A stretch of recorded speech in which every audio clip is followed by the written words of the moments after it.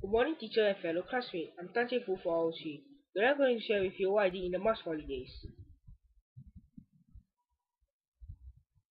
I went fishing at the nearby Bongo Beach, just a stone's throw away from my house. I have a passion for fishing and I consider fishing a quiet activity which trains our patience and cultivate our perseverance.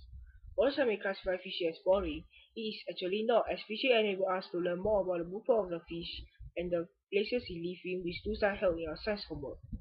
Now, enough introducing about fishing. We are very keen to know more about the techniques of fishing. First, you must be very quiet before starting to fish.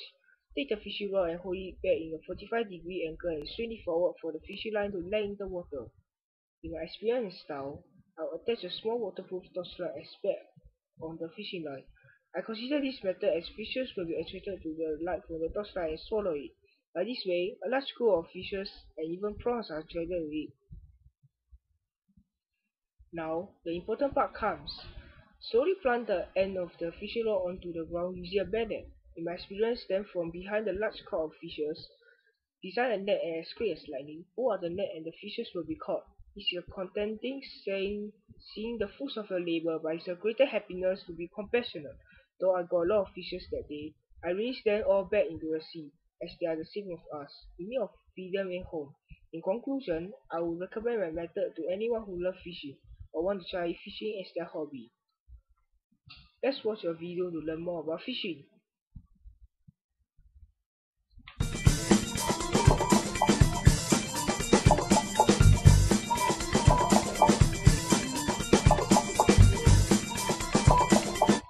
Ron Colby here with Gary Yamamoto Custom Baits. What we're going to show you today is how to walk the dog.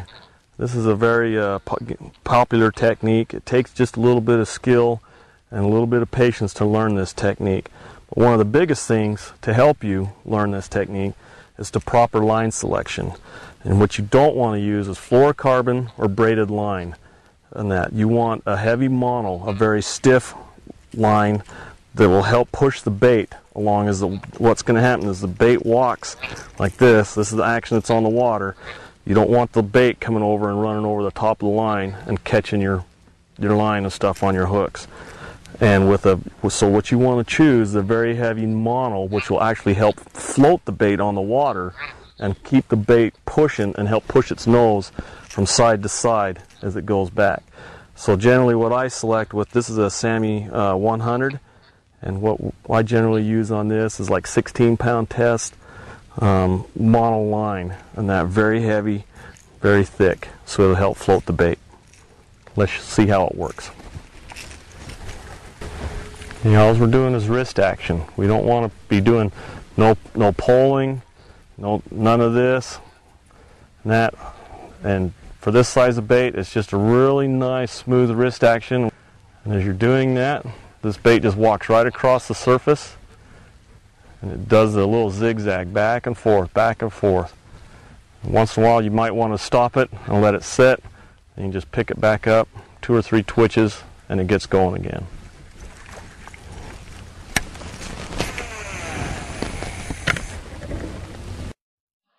Hope you all have learned more about fishing, and thank you for your attention.